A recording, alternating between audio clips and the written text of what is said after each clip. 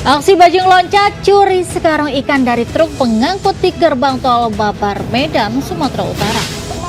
Demo tolak revisi Undang-Undang Pilkada di sejumlah daerah berlangsung ricuh.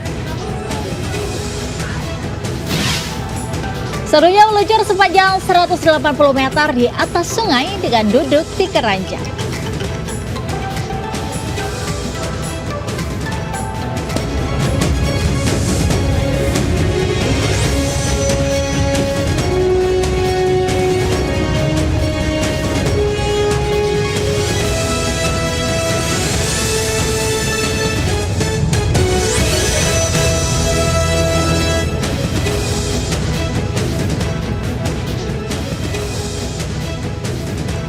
Assalamualaikum warahmatullahi wabarakatuh. Selamat pagi pemirsa, selamat pagi Mega. Sudah masuk akhir pekan loh. Sudah masuk akhir pekan ya. Ini saatnya kita menghilangkan penat dari beberapa informasi yang kemarin soal demonstrasi dari tensi politik yang memanas KPU, ya. betul Mungkin ya. di akhir pekan ini bisa berbagi waktu dengan kerabat dan keluarga, sedikit bersantai mungkin Betul. Dan beristirahat dari kemarin yang suasana memanas. Dan juga tentu saja dengan beragam informasi kami juga hadir dengan informasi dari dalam dan luar negeri bersama kami. Saya Angelika Daya Pagau dan saya Mega Latu. Inilah Lintasan News pagi akhir pekan selengkapnya.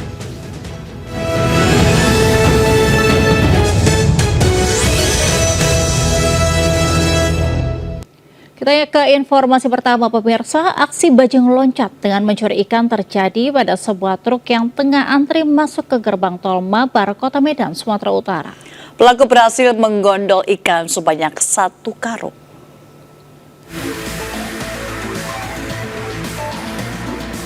Aksi pemuda pelaku bajing loncat mencuri ikan dari dalam wadah yang diangkut truk terbuka saat antri di gerbang tol Mabar Belmera, Kecamatan Medan Deli, Kota Medan, Sumatera Utara ini viral di media sosial.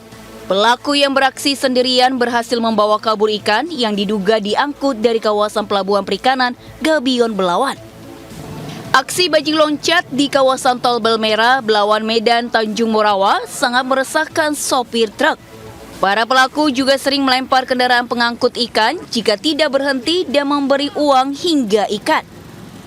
Daerah sini banyak Kampung Salam ini dan jalan tol ini banyak.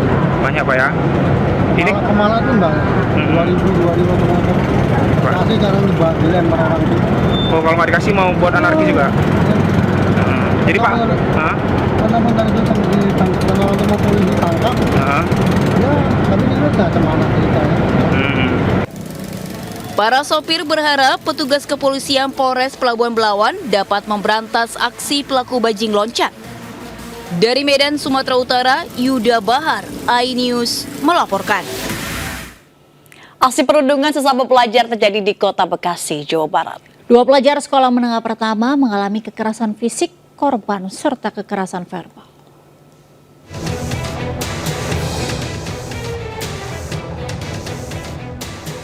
Video aksi perundungan 2 siswa SMP Negeri 34 Kota Bekasi, Jawa Barat viral. Dalam video berdurasi 1 menit 15 detik, kekerasan siswa terjadi di halaman SDN 03 Jatimekar. Aksi perundungan terjadi saat 2 siswa SMP Negeri 34 Kota Bekasi mencopot atribut bendera 17 Agustus di halaman sekolah SD 03 Jatimekar. Pelaku diduga tidak suka dengan ulah korban hingga berujung aksi penganiayaan. Tim Pencegahan dan Penanganan Kekerasan Sekolah Dinas Pendidikan Kota Bekasi telah memanggil pihak terlibat aksi perundungan. Kami akui bahwa itu adalah siswa-siswa kami dari SMP Negeri 34. Penyebabnya itu kejadian ini ada di SD Negeri Jatimekar 3. Jadi beberapa siswa, ada 2 orang siswa yang melepas atribut 17-an. Kini aksi perundungan yang terjadi telah diselesaikan secara kekeluargaan dengan mempertemukan orang tua korban dan pelaku. Para pelaku perundungan juga telah membuat surat pernyataan agar tidak mengulangi perbuatannya. Dari Bekasi, Jawa Barat, Rahmat Hidayat, iNews melaporkan. Pemirsa, pesta dangdut di Kabupaten Tuban, Jawa Timur berakhir ricuh. Para penonton terlibat adu jotos hingga saling lempar batu.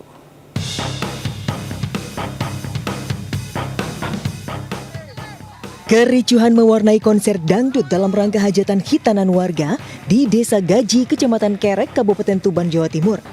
Diduga aksi saling serang dipicu senggolan dan salah paham antar penonton konser musik dangdut saat sedang asik berjoget. Tawuran ratusan penonton yang didominasi anak muda ini kian memanas. Sejumlah pemuda mengejar pemuda lainnya hingga keluar lokasi konser. Aksi saling lempar batu hingga adu pukul dan tendang juga tak terhindarkan. Bahkan kericuhan terjadi hingga 3 kali. Beruntung pihak kepolisian dan petugas keamanan setempat berhasil meredam kericuhan. Alhamdulillah kegiatan secara umum berjalan kondusif. Ada sedikit kericuhan biasa dipicu oleh kesalahpahaman antar pengunjung. Namun demikian dapat kami kendalikan dan acara bisa berjalan dari awal sampai. Setelah kericuhan reda, konser musik dangdut yang sempat terhenti kembali berjalan normal. Tidak ada korban jiwa dalam peristiwa ini. Dari Tuban, Jawa Timur, Pipit Wibawanto, iNews melaporkan. Apa ya? 3 pemuda jadi korban penganiayaan dengan senjata tajam usai menonton konser musik di Makassar, Sulawesi Selatan. Aksi penganiayaan diduga tersinggung saat bersenggolan di lokasi konser.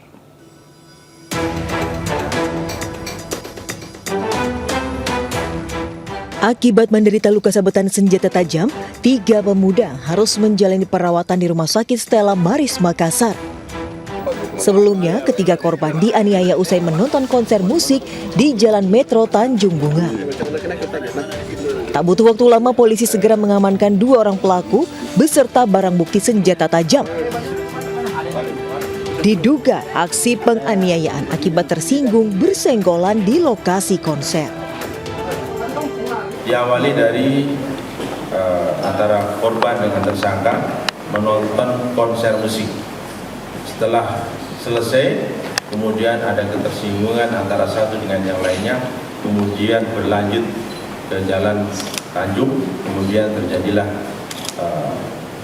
perkara.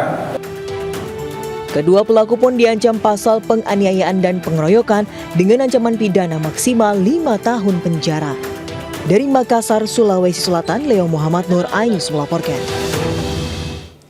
Berdalih bisa mengobati berbagai macam penyakit, seorang pria parubaya tega mencabuli seorang gadis di Lampung Selatan.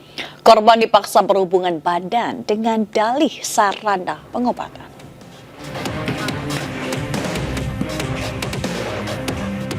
Polisi menggelandang AS alias Aba, 48 tahun, ke Polres Lampung Selatan.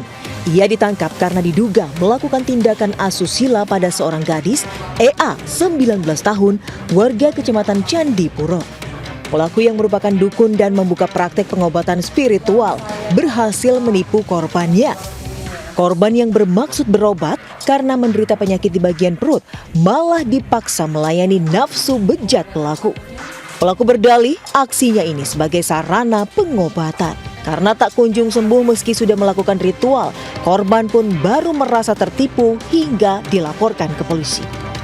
TKP-nya di rumah korban, mengajak korban untuk meyakinkan untuk mau disetubui, untuk membuang penyakitnya tersebut. Ya memang benar ada beberapa barang diantaranya paku, jarum dan juga keris yang keluar. Pelaku pun dijerat dengan pasal tentang tindak pidana kekerasan seksual dengan ancaman hukuman 12 tahun penjara. Dari Lampung Selatan, Lampung, Heri Fulistiawan, iNews melaporkan. Diduga mencuri ternak milik warga di Aceh Besar, Aceh, 2 pria diamuk massa. Ya, akibatnya 1 pelaku tewas sementara rekannya kritis. Video pengeroyokan ini pun viral di media sosial.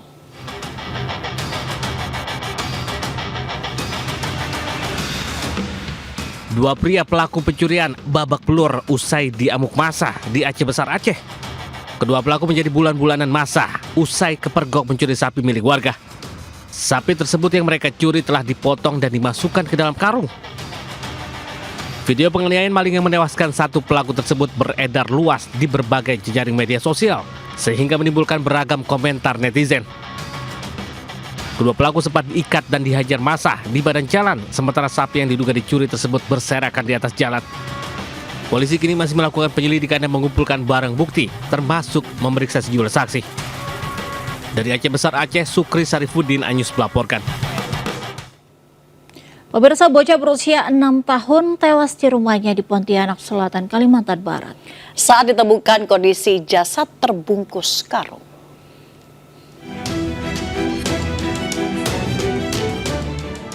Warga Jalan Purnama, Pontianak, Kalimantan Barat digegerkan dengan penemuan jasad bocah berusia 6 tahun yang terbungkus karung di rumahnya. Setelah mendapat laporan warga, polisi langsung menggelar olah TKP. Sebelumnya, korban dikabarkan hilang sejak hari Senin lalu. Korban ditemukan dalam kondisi meninggal dunia oleh ayah kandungnya. Sang ayah sempat mencium bau busuk sebelum mendapati jasad anaknya terbungkus karung. Karena memang dari orang tua, dalam hal ini ayah daripada almarhum mencari saat dia pulang, itu tidak ada tempat. Dibilang katanya anaknya itu memang katanya ada yang membawa pergi. Ternyata itu tercium bau tidak sedap, dicek dari sumber bau itu ternyata adalah ditemukan kaki seseorang mayat gitu ya. Yang mayat itu adalah almarhum. Usai olah TKP, jasad korban dibawa ke Rumah Sakit Bayangkara. Polisi pun meminta keterangan sejumlah saksi termasuk ibu tiri korban. Dari Pontianak, Kalimantan Barat, Uun Yuniar, iNews melaporkan. Kita ke informasi lainnya, sebuah pabrik kardus hangus dilalap api di Jalan Lingkungan 3 Kalideres, Jakarta Barat ini hari tadi. Api dengan cepat melalap sebuah pabrik kardus di Jalan Lingkungan 3 Kalideres, Jakarta Barat. Petugas pemadam yang tiba segera berupaya memadamkan api yang diduga berasal dari hubungan pendek arus listrik. Bahkan api sempat merembet ke 5 kontrakan yang ada di dekatnya. Beruntung 15 karyawan yang tengah tertidur bisa menyelamatkan diri dari kobaran api. Api baru bisa dipadamkan setelah petugas menerjunkan 19 unit mobil pemadam kebakaran. Meski tidak ada korban jiwa, namun kerugian materi ditaksir mencapai ratusan juta rupiah.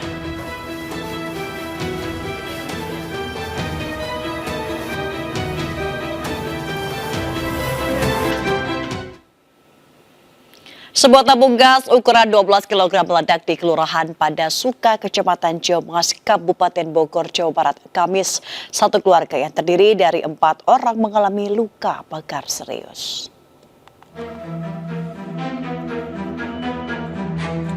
4 orang yang merupakan satu keluarga ini menderita luka bakar 45 hingga 75% dan harus dirawat di RSUD Kota Bogor.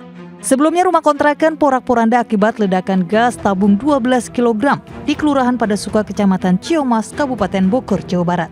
Selain rumah korban, satu rumah tetangga yang menempel turut terkena imbas dengan atap rumah rusak parah. Saat ini korban Muhammad Jailani 54 tahun, Sinta Aprianti 32 tahun serta 2 anaknya Muhammad Afrizal dan Alfa Rizky harus menjalani perawatan intensif. Ledakan sendiri terjadi saat Sinta hendak memasak. Tiba-tiba saja terjadi ledakan hingga 2 rumah kontrakan rusak. Mungkin karena aliran listrik sebagai pemicu gas sendiri, jadi adanya ledakan seperti itu. Ada korban? Korban ada 4 orang, dari orang tuanya dan 2 anak. Petugas pun segera ke lokasi mengamankan tabung gas yang bocor dan mencari penyebab pasti ledakan. Dari Bogor, Jawa Barat, Wildan Hidayat, iNews melaporkan. Diduga akibat korsleting listrik, 1 unit truk hangus terbakar di tol Tangerang Merak, tepatnya di gerbang tol Balaraja Timur. Beruntung sopir selamat dalam peristiwa tersebut.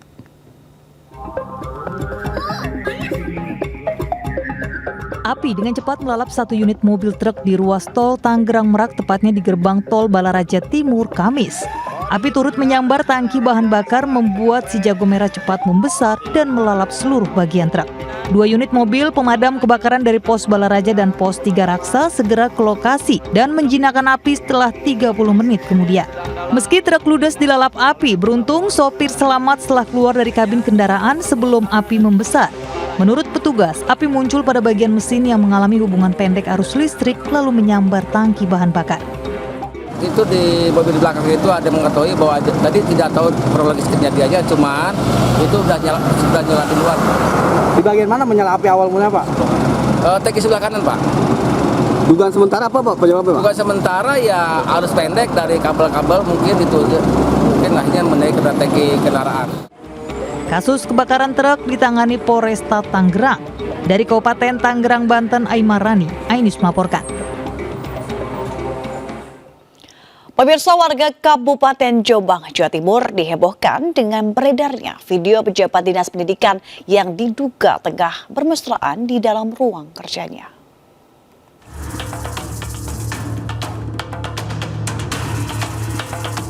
Video bermesraan yang diduga dilakukan Kepala Dinas Pendidikan dan Kebudayaan dengan Sekretaris Disdikbud Kabupaten Jombang gegerkan media sosial. Dalam rekaman CCTV, sejoli yang menggunakan seragam dinas tengah asyik berduaan di ruang kerja. Menanggapi video viral, PJ Bupati Jombang kini memberhentikan sementara Kepala Dinas Pendidikan dan Kebudayaan serta Sekretaris Dinas Pendidikan dan Kebudayaan Kabupaten Jombang untuk menjalani pemeriksaan terkait video keduanya yang diduga tengah asyik bermesraan di dalam ruang kerja. Senin dan Bu Sekdin sedang dilakukan pemeriksaan dan itu kita bebaskan sementara. Pemeriksaan terkait apa Pak? Pemeriksaan terkait berita yang viral. Hingga kini belum ada keterangan resmi dari Kepala Dinas ataupun Sekretaris Dinas Pendidikan Kebudayaan terkait video yang melibatkan keduanya. Namun Kepala Dinas Pendidikan dan Kebudayaan berdalih hanya berdiskusi dan tidak berbuat mesum. Dari Jombang, Jawa Timur, Tim Liputan iNews melaporkan. Pemirsa, seorang pengemudi bentor di Batu Raja Ogan Komering Ulu tewas setelah tertabrak mobil tangki air milik BPBD Oku Jumat pagi. Sementara kendaraannya terseret sekitar 4 meter.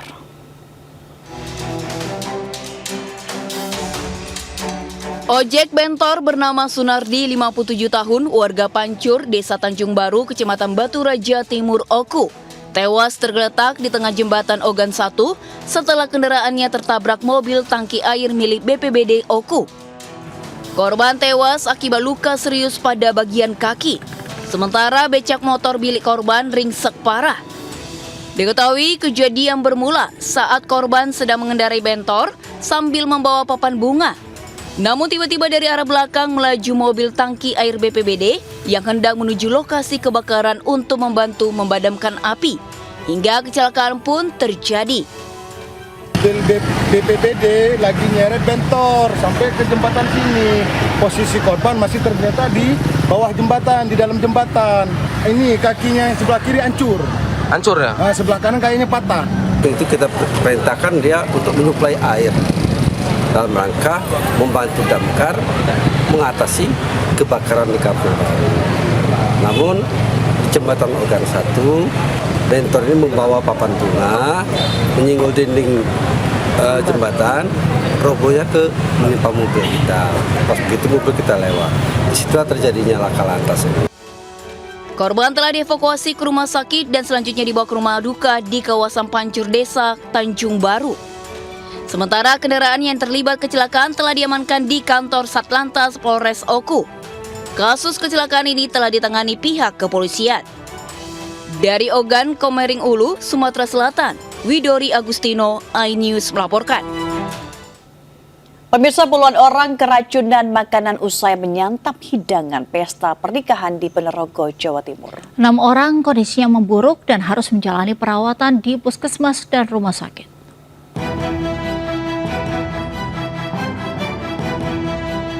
Empat orang warga harus menjalani perawatan intensif di Puskesmas Ngerandu, Kecamatan Kauman, Ponorogo. Sementara 2 orang lainnya dirawat di rumah sakit. Seluruh korban diduga keracunan usai menyantap makanan hajatan pernikahan di Desa Pengkol, Kecamatan Kauman. Selain 6 korban, ada 16 warga yang juga turut keracunan namun tidak dirawat. Sementara puluhan lainnya juga mengeluhkan hal yang sama, yakni mulas, mual, dan muntah hingga demam tinggi. Polisi mengamankan makanan yang diduga menjadi penyebab keracunan untuk diperiksa ke laboratorium. Saya terus kakak saya itu satu keluarga. Berapa orang? 3 orang. Satu lingkungan kena semua yang datang ke hajatan itu? Rata-rata? Rata-rata mungkin. Untuk kita ambil sampel makanan termasuk sampel dari yang mereka muntahkan, nanti kita berupaya dan kita koordinasi dengan Sersa Polres Ponorogo dan Dokter. Saat ini polisi masih mendata jumlah pasti korban keracunan baik yang masih dirawat maupun yang sudah pulang. Dari Ponorogo, Jawa Timur, Ahmad Subeki, iNews melaporkan. Pemirsa, polisi gagalkan penyelundupan satwa dilindungi jenis burung dari berbagai jenis yang bernilai ratusan juta rupiah. Ya, rencananya puluhan satwa dilindungi itu akan dikirim ke negara Malaysia.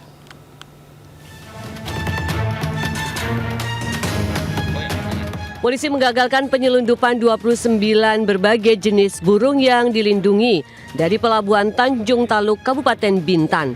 Jenis burung yang diamankan diantaranya kakak tua, burung nuri, burung cendrawasih, dan burung nuri Raja Papua. Selain itu, polisi menangkap pelaku penyelundupan RA dari rumahnya di kawasan Desa Taluk Sasa. Rencananya seluruh burung akan dibawa ke Malaysia dengan nilai diperkirakan mencapai 500 juta rupiah.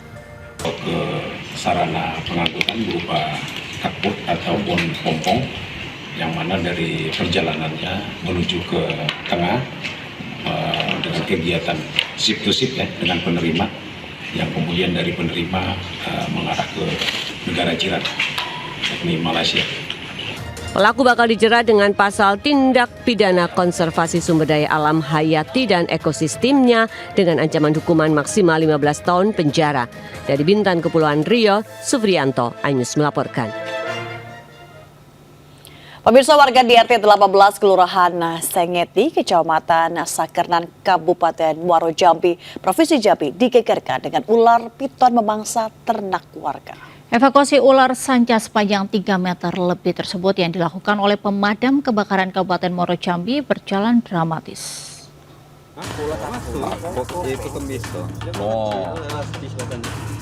Kemunculan seekor ular sanca menggegerkan warga RT 18 Kelurahan Sakernan, Kabupaten Muaro Jambi. Ular ganas ini ditemukan di dalam kandang hewan ternak milik warga.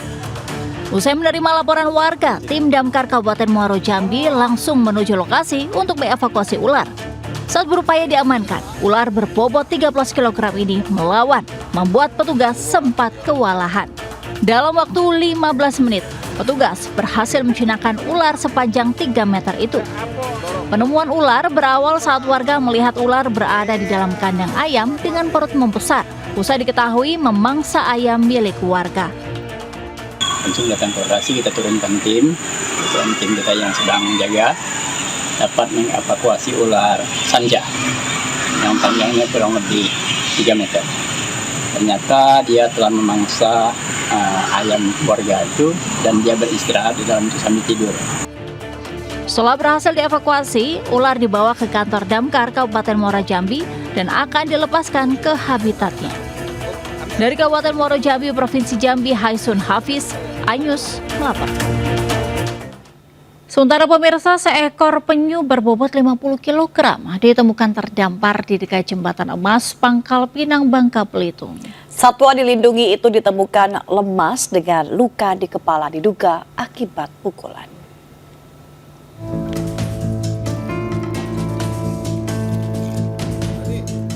Seekor penyu besar terdampar di kawasan muara sungai Jembatan Emas, Kota Pangkal Pinang, Kepulauan Bangka Belitung. Penyu ini ditemukan dalam kondisi lemah dengan luka di bagian kepala serta kesulitan untuk kembali ke tengah laut. Petugas yang mendapat laporan berupaya melakukan evakuasi penyu berbobot sekitar 50 kg ini. Lantaran tubuh penyu yang cukup besar, tim harus mendorong penyu hingga ke tepian sebelum mengevakuasinya ke mobil rescue. Hewan dilindungi berjenis penyu hijau ini kemudian mendapatkan perawatan medis dari dokter hewan untuk memastikan kondisi kesehatannya. Diduga penyu ini sengaja dipukul saat tersangkut jaring tangkap ikan hingga alami luka yang cukup serius di bagian kepala. Sangat riskan karena dekat dengan otak, jadi kami hanya melakukan pembersihan di lukanya itu. Setelah itu karena dia lemas, akhirnya kita lakukan untuk suntikan vitamin. Penyu ini rencananya akan dilepas liarkan jika kondisinya sudah membaik dan dinyatakan layak untuk kembali ke habitatnya. Dari Pangkal Pinang, Bangka Belitung, Haryanto, iNews melaporkan. Pemirsa, prediksi potensi gempa besar dari 2 zona megatrust di Indonesia, yaitu di Selat Sunda dan Mentawai, menimbulkan kekhawatiran masyarakat.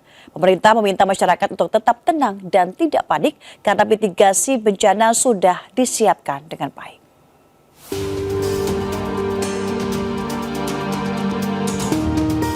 Masyarakat Indonesia tengah dihebohkan terkait informasi potensi gempa besar yang berpotensi tsunami di 2 zona megatrust Indonesia, khususnya di wilayah Jawa dan Sumatera. Badan Meteorologi, Klimatologi, dan Geofisika BMKG meminta masyarakat untuk tidak khawatir menghadapi isu tersebut.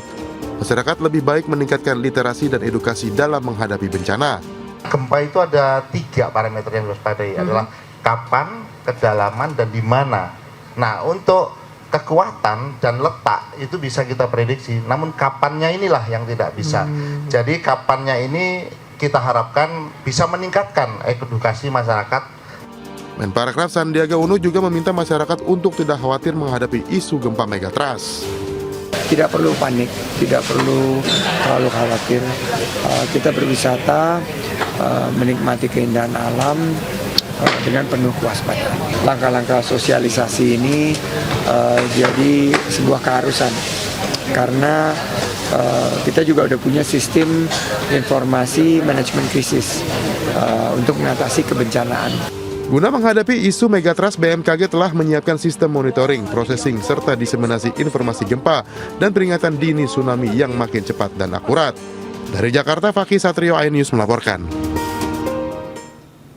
Kita beralih ke informasi lainnya. Ketua Umum PKB Muhaimin Iskandar menyatakan jika dirinya tidak berambisi menjadi Ketua Umum PKB di periode berikutnya.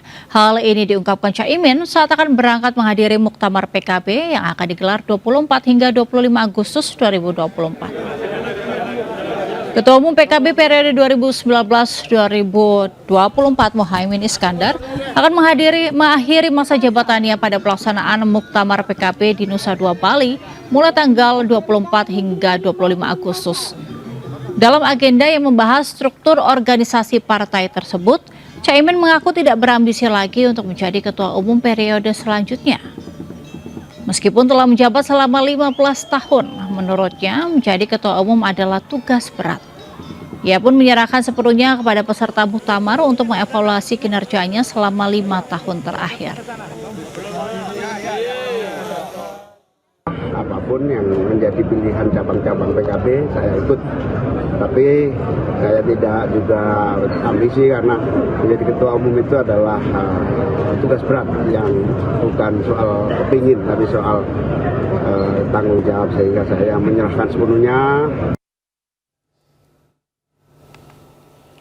Pemirsa, penyanyi Macica Mohtar datang ke Polda Metro Jaya untuk menjemput sang anak yang ditangkap beserta masa aksi demo di DPR kemarin. Sementara itu, Wakil Ketua DPR RI, Sufmi Dasko, juga datang menjenguk puluhan mahasiswa yang ditangkap polisi.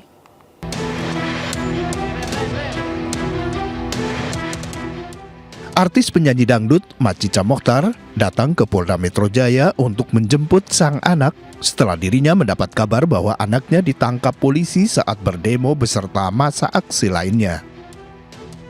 Iqbal Ramadan, sang anak, belum pulang semenjak melakukan demo di DPR pada 22 Agustus lalu.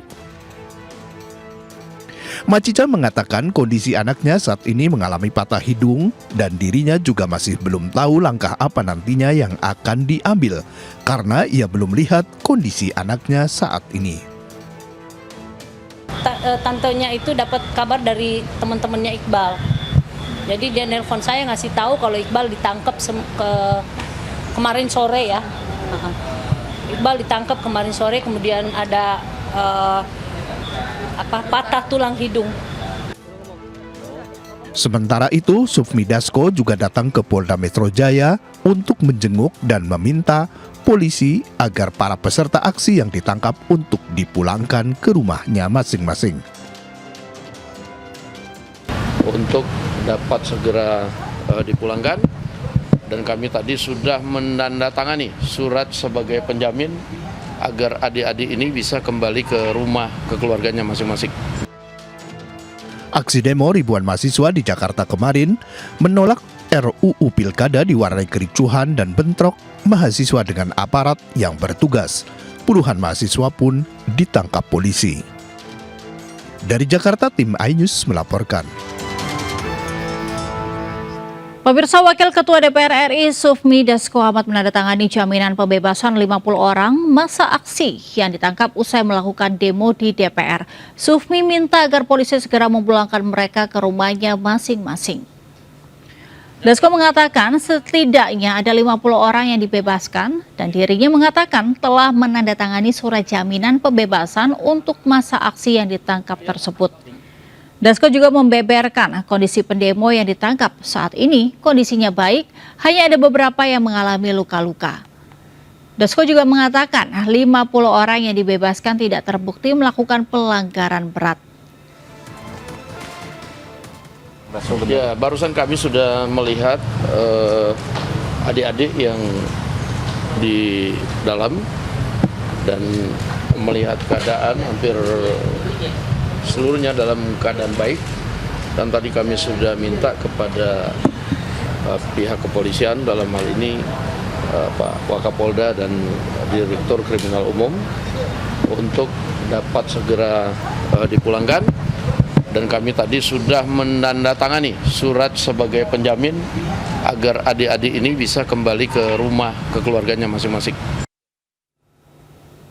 Aksi demonstrasi terhadap perlawanan revisi Undang-Undang Pilkada 2024 kembali dilaksanakan di depan gedung DPR RI pada Jumat sore. Sejumlah universitas bergabung untuk melancarkan aksi demonstrasi tersebut.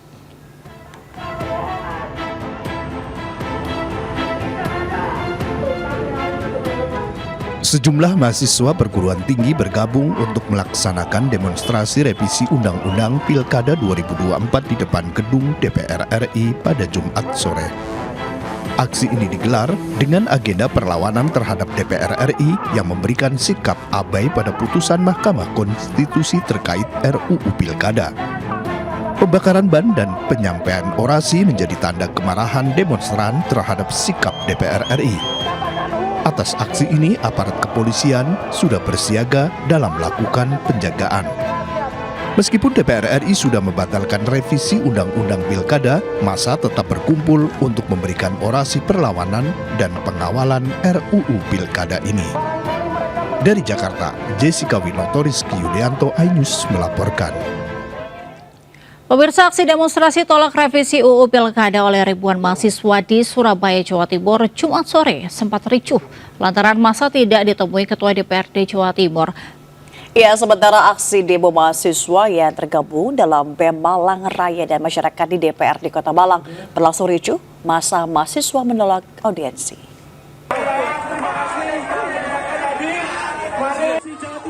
Aksi penolakan revisi Undang-Undang Pilkada dan mengawal putusan MK yang digelar mahasiswa masih bergulir hingga Jumat sore. Di Surabaya, lautan mahasiswa memenuhi depan gedung DPRD Kota Surabaya menuntut untuk menemui Ketua DPRD Jawa Timur Kusnadi. Namun, 4 jam berunjuk rasa tidak juga ditemui sang ketua. Para mahasiswa yang emosi nekat menarik kawat berduri ke tengah jalan Indrapura. Aksi berhasil diredam setelah Kusnadi menemui mahasiswa. Kenapa kok mahasiswa sampai menarik kawat berduri tadi? Mahasiswa dari para pengunjuk rasa menginginkan ada perwakilan yang bisa menemui dari para massa yang sedang berunjuk rasa. Dan alhamdulillah kami melakukan komunikasi dengan Pak Ketua DPRD Provinsi Jawa Timur. Beliau berkenan untuk hadir dan menyapa. Sementara di Malang, Jawa Timur, massa mahasiswa yang tergabung dalam BEM Raya melakukan aksi serupa ditambah dukungan dari ribuan massa aksi massa keluarga korban Kanjuruhan. Aksi unjuk rasa awalnya berlangsung tenang dan damai. Sejumlah perwakilan Dewan Kota Malang pun mencoba menemui massa aksi. Namun, massa menolak audiensi, berujung mulai membakar ban, menerobos gerbang masuk ke gedung DPRD, melempari dan merusak gedung DPRD Kota Malang yang diprovokasi oknum peserta demo. Hingga Jumat petang, aksi mahasiswa terus berlangsung, namun kericuhan pun dapat diredam. Dari Surabaya dan Malang, Jawa Timur, Nur Syafi'i dan Denny Irwansyah, iNews melaporkan. Kericuhan saat unjuk rasa ribuan mahasiswa menolak RUU Pilkada dan Politik Dinasti juga terjadi depan gedung DPRD Sumatera Utara. Sementara demonstrasi mahasiswa di depan kantor DPRD Kota Tarakan, Kalimantan Utara saat pelantikan anggota DPRD terpilih berlangsung ricuh.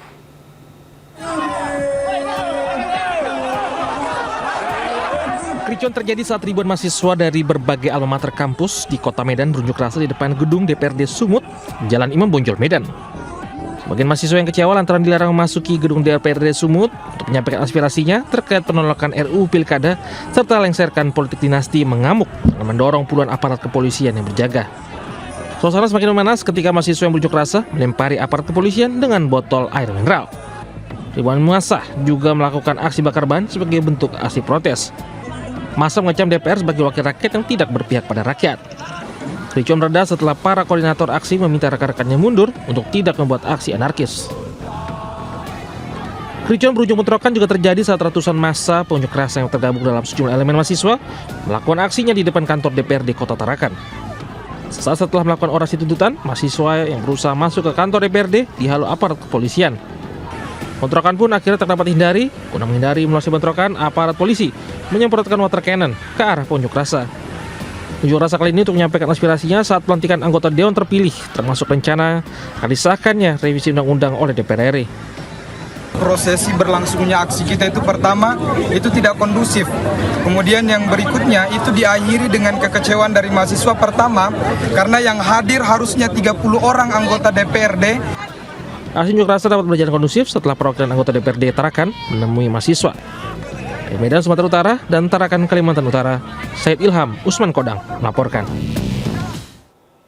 Sementara itu, Ikatan Mahasiswa Muhammadiyah melaporkan Wakil Ketua Balai Legislatif DPR Ahmad Baidowi ke Mahkamah Kehormatan Dewan. Laporan dilayangkan lantaran diduga terjadi pelanggaran etik pada rapat RUU Pilkada beberapa hari lalu. Dewan Pimpinan Pusat Ikatan Mahasiswa Muhammadiyah melaporkan Wakil Ketua Balai Legislatif DPR RI Ahmad Baidowi ke Mahkamah Kehormatan Dewan DPR RI. Laporan ini dilayangkan mahasiswa lantaran diduga terjadi pelanggaran etik dalam rapat Balek yang membahas RUU Pilkada beberapa hari lalu. Dalam rapat tersebut, Ahmad Baidowi diduga tidak memberikan izin anggota Dewan untuk berbicara mengenai pandangannya terkait RUU Pilkada. Kini mahasiswa berharap MKD dapat menindaklanjuti kasus ini agar tidak kembali menimbulkan gejolak besar di masyarakat karena sejumlah elit politik dinilai hanya mengamankan kesejahteraan golongannya.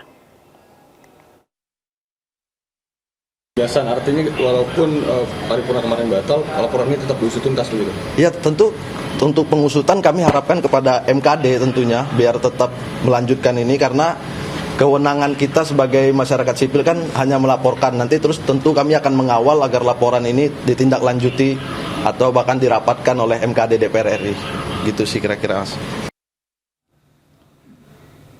Pemirsa, KPU RI kembali mempertegas dan menyatakan kesiapannya dalam melaksanakan putusan Mahkamah Konstitusi. Salah satunya soal revisi peraturan KPU terkait Pilkada 2024. Dalam waktu dekat, KPU akan berkonsultasi dengan Komisi 2 DPR RI untuk menetapkan peraturan Pilkada 2024 sesuai putusan MK. Ketua KPU Muhammad Afifuddin mempertegas sikap KPU yang akan mengikuti putusan MK dalam penyelenggaraan Pilkada 2024. Guna menjalankan sebuah aturan, KPU memiliki dasar yakni Peraturan KPU atau PKPU. Khususnya PKPU nomor 8 tahun 2024 mengenai pemilihan kepala daerah. KPU telah mengajukan berkas draft PKPU pada DPR RI. Berkas tersebut akan dibahas lebih lanjut dalam rapat dengar pendapat antara DPR RI, KPU, dan pemerintah. KPU RI telah melakukan langkah-langkah untuk menindaklanjuti putusan Mahkamah Konstitusi tersebut dalam melakukan perubahan PKPU nomor 8 2024 sesuai dengan mekanisme pembentukan peraturan perundang-undangan. Sementara itu, Komisi 2 DPR RI juga menegaskan dalam Pilkada 2024, aturan perundangan yang akan digunakan akan mengadopsi secara penuh putusan Mahkamah Konstitusi yang mengubah ambang batas pencalonan kepala daerah. Menurut Ketua Komisi 2 DPR RI Ahmad Doli Kurnia, draft PKPU tersebut kini sudah diterima dan rencananya akan dibahas hari Senin lusa. Nah, kita bersepakat bahwa KPU akan mengajukan dan sudah diajukan ya pertanggal 21 kemarin rancangan PKPU yang baru terkait dengan PKPU pencalonan yang sudah mencantumkan bulat-bulat ya, bulat-bulat secara penuh hasil putusan Mahkamah Konstitusi itu.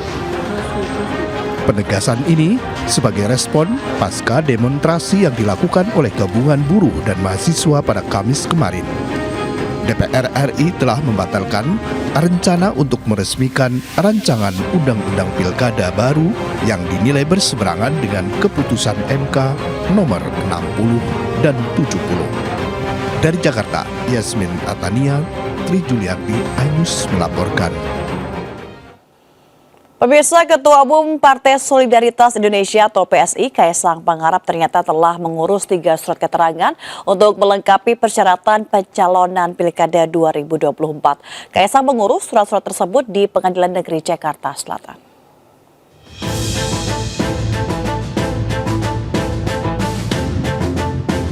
Ketua Umum Partai Solidaritas Indonesia Kaisang Pangarep ternyata sudah mengurus surat keterangan melengkapi persyaratan maju pemilihan kepala daerah.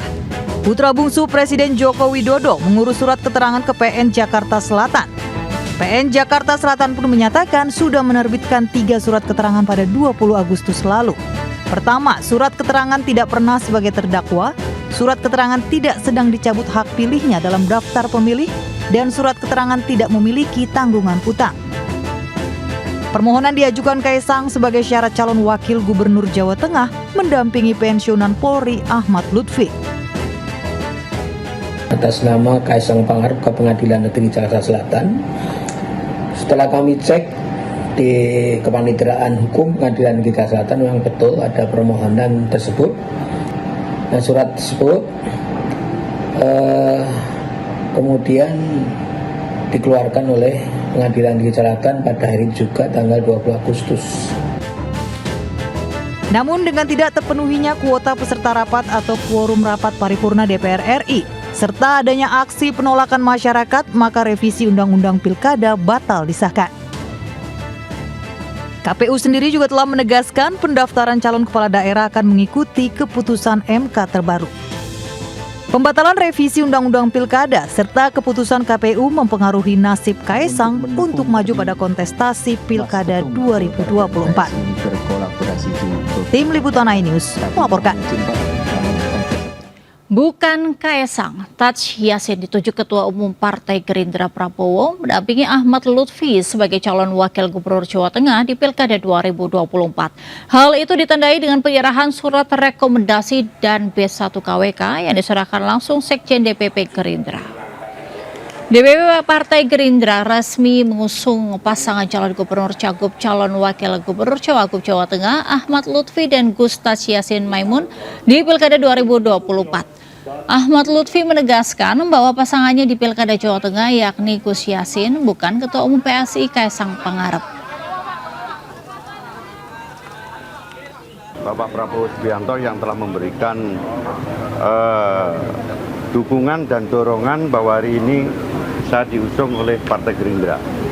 Hal ini merupakan suatu kebanggaan bagi saya dan pasangan saya nanti adalah Gus Taj Yassin Maimun yang nantinya akan mengelerasi wilayah Jawa Tengah. Saya hanya berpesan dan minta doa restu kepada rekan-rekan dan masyarakat. Krisdayanti bikin geger jagat maya setelah mengumumkan mundur dari kontestasi Pilkada 2024 sebagai calon wali kota Batu. Namun ternyata dalam konferensi pers, Krisdayanti mengumumkan bahwa dirinya akan tetap calonkan diri sebagai wali kota Batu dalam Pilkada serentak 2024. Diva Indonesia dan anggota DPR fraksi PDIP Krisdayanti tiba-tiba mengejutkan publik karena mundur dari Pilkada Kota Batu. Krisdayanti yang semula dipasangkan dengan Kresna Dewanata Prosak dari Partai Nasdem sebagai calon wali kota Batu memutuskan menarik diri dari kontestasi tersebut. Pengunduran diri disampaikan melalui unggahan status di media sosialnya Kamis malam. Namun Jumat, Krisdayanti mengumumkan dirinya akan tetap mencalonkan diri sebagai Wali Kota Batu dalam Pilkada 2024. Kade mengaku telah mendapat dukungan dari keluarga atas keputusannya untuk maju sebagai calon Wali Kota Batu. Bisa dibilang yang tadi saya bilang ada gelisah, ada kecemasan karena tanggung jawab yang tidak mudah. Tadi sudah saya sampaikan bahwa pantang untuk mundur, jadi saya akan maju dan mengambil gerakan bersama rakyat, khususnya warga Kota Batu untuk bergerak bersama-sama. Pemirsa, bakal calon Gubernur Sumatera Selatan Herman Deru dan bakal calon Wakil Gubernur Sumatera Selatan C. Ujang menerima surat rekomendasi dukungan dari Partai Perindo untuk maju pada Pilkada Sumatera Selatan mendatang. Keduanya diharapkan mampu membawa Provinsi Sumatera Selatan menjadi lebih maju dan sejahtera. Partai Perindo kembali memberikan surat rekomendasi persetujuan calon kepala daerah atau B1 KWK. Wakil Ketua Umum DPP Partai Perindo, Michael Victor Sianipar, menyerahkan surat rekomendasi dukungan kepada bakal calon Gubernur Sumatera Selatan, Herman Deru, dan juga bakal calon Wakil Gubernur Sumatera Selatan, Cik Ujang, di kantor DPP Partai Perindo, Menteng, Jakarta Pusat. Pemberian surat rekomendasi dukungan ini menjadi amanah bagi keduanya untuk membangun Sumsel lebih maju dan sejahtera. Karena ini sebuah amanah ya yang harus saya pertanggungjawabkan, karena satu kebanggaan bagi kita dipercaya oleh Partai Perindo untuk menjadi calon gubernurnya. Ini tentu kita akan bekerja maksimal untuk kemenangan ini. Ya, kita berharap bahwa bakal calon yang memang sudah menerima persetujuan parpol KWK ini betul-betul menjadi bagian yang tidak terpisahkan dalam aktivitas yang dilakukan oleh proses pemenangan di Partai Perindo. Dan tentunya kami dari Partai Perindo akan mengawal secara serius upaya-upaya pemenangan di seluruh daerah yang kita setujui bakal calon kepala daerahnya. Partai Perindo akan memastikan para calon yang diusung menang dengan melibatkan semua unsur partai di daerah. Dari Jakarta, Jessica Winoto, Oki Mahendra, iNews melaporkan. Ya, mungkin juga pemirsa, akhir pekan tuh udah paling tepat banget jalan-jalan ya. Masalahnya jalan-jalan kemana ini, Angel? Sebenarnya nggak perlu jadi masalah, karena perlu ya? Kita punya informasinya nih untuk Anda. Pemirsa, kemana ini, Angel? Mega, kita bisa di kawasan wisata alam Situ Gunung Kabupaten Sukabumi, Jawa Barat, yang bisa jadi destinasi menarik nih untuk dikunjungi, lumayan tidak terlalu jauh dari Jakarta. Berarti kita bisa nih ya habis ini ke sana. Bisa ya. Jadi selain memang menikmati wisata, kita juga bisa mencoba adrenalin dengan melintasi jembatan gantung. Wisatawan juga dapat mencoba sensasi menaiki Keranjang Sultan. Ya, berangkat pagi-pagi ya, langsung ke sana. Ayo.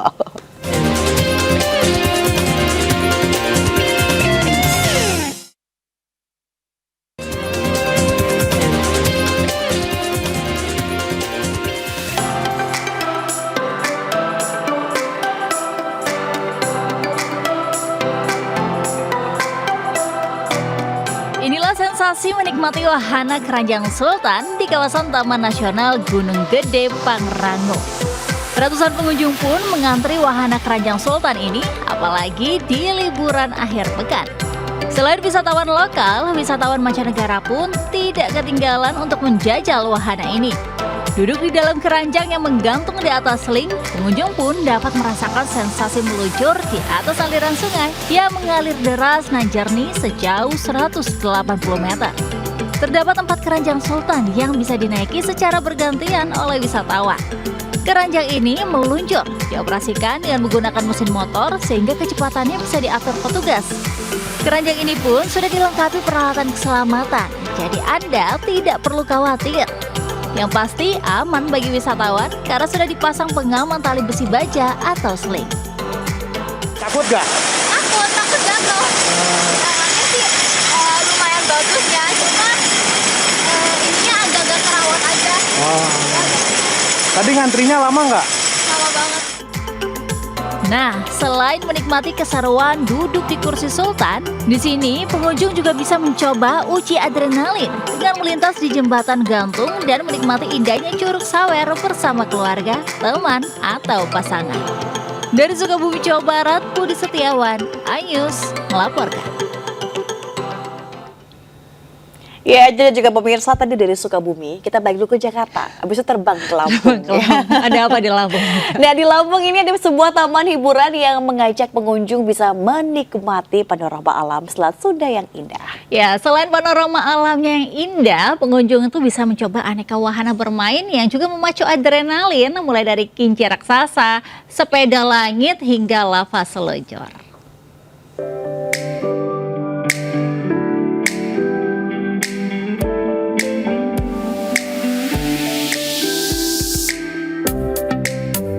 Nah, buat pemirsa yang masih bingung ini mau berwisata kemana bareng teman atau bareng keluarga atau bareng pacar, saya punya rekomendasi yang bagus banget pokoknya nih. Kira-kira bakal seseru dan ada di mana tempatnya ya? Langsung aja kita cari tahu yuk. Let's go! Inilah suasana di Krakatau Park yang terletak di Provinsi Lampung. Hanya berjarak 5 menit dari Pelabuhan Bakauheni, Lampung Selatan. Krakatau Park menjadi wahana taman hiburan pertama sekaligus terbesar di Pulau Sumatera. Saya pun tetap bersemangat menyusuri jalan di area tempat wisata ini karena disuguhkan sensasi keindahan alamnya yang memukau. Nama Krakatau Park sendiri diambil dari Gunung Krakatau yang sangat ikonik dengan Provinsi Lampung. Berbeda dari wahana bermain pada umumnya, Krakatau Park memiliki pemandangan indah yang langsung menghadap ke Selat Sunda. Wahana bermain seperti tunggang banteng, kuda terbang, kincir raksasa, sepeda langit, hingga lava seluncur menjadi daya tarik pengunjung berwisata ke Krakatau Park. Dibangun di atas lahan seluas 3,9 hektar, taman wisata yang baru dibuka 1 tahun ini tersedia 23 wahana bermain menyenangkan untuk segala usia. Ternyata seseru ini dan aku baru banget sini padahal udah buka lama ya, dan aku baru sempat kesini, seru banget. Ya asik sih kalau ngajak keluarga untuk berlibur ke Lampung ini, termasuk salah satu destinasi ini Krakatau Park ini sungguh bagus. Boleh, untuk referensi sih bagus, wahananya banyak, seru-seru. Hanya dengan merogoh kocek Rp100.000 per orangnya, pengunjung sudah dapat menikmati semua keseruan wahana di Krakatau Park Lampung. Dari Bakauheni Lampung, salam rahmat Ahmad Putra melaporkan. Kita ke informasi lainnya, viral di media sosial ada aksi emak-emak mengangkat tenda di Temanggung, Jawa Tengah. Ya, unggahan itu mendapat beragam komentar warganet.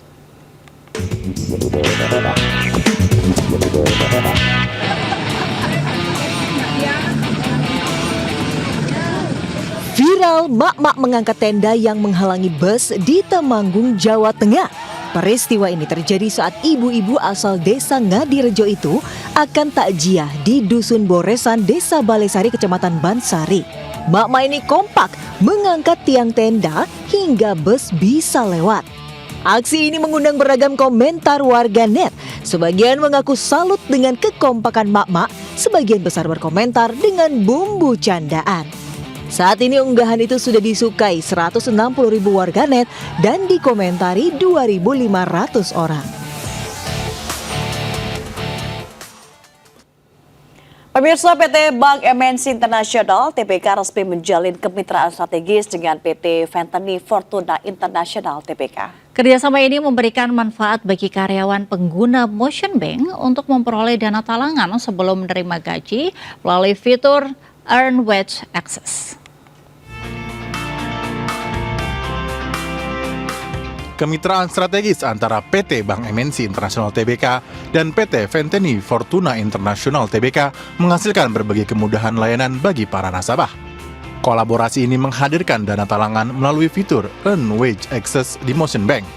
Sehingga para pengguna Motion Bank, kalau mereka ada kebutuhan atau katakanlah sebagian besar nasabah kami juga banyak yang adalah karyawan-karyawan, membutuhkan dana-dana di saat-saat kritis, gitu bisa memanfaatkan Fenteni. As they are the expertise and specialized for the financial solutions, being recognized for for the sake of very long time, and we are now actually came in to work and also to create a new solutions in a new market together with the expertise of the MNC Group together with our financial services that we offer through Ventini.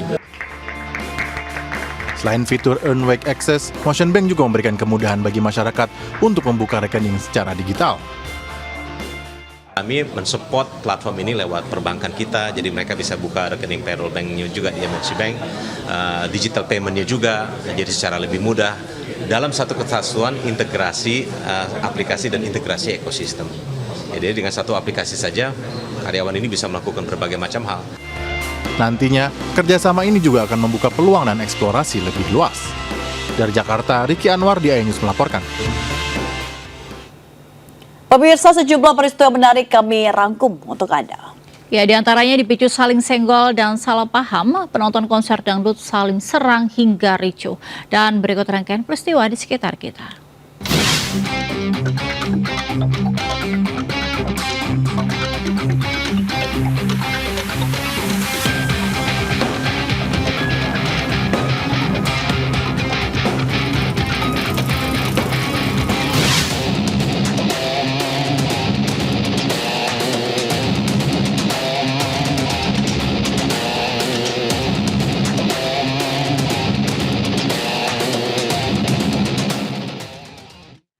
Pemirsa, peristiwa tadi sekaligus menutup lintas saya sebagai akhir pekan hari ini. Berbagai informasi kriminal dapat Anda saksikan sesaat lagi dalam Jurnal Lintas News Pagi bersama rekan Bremana Tenaya.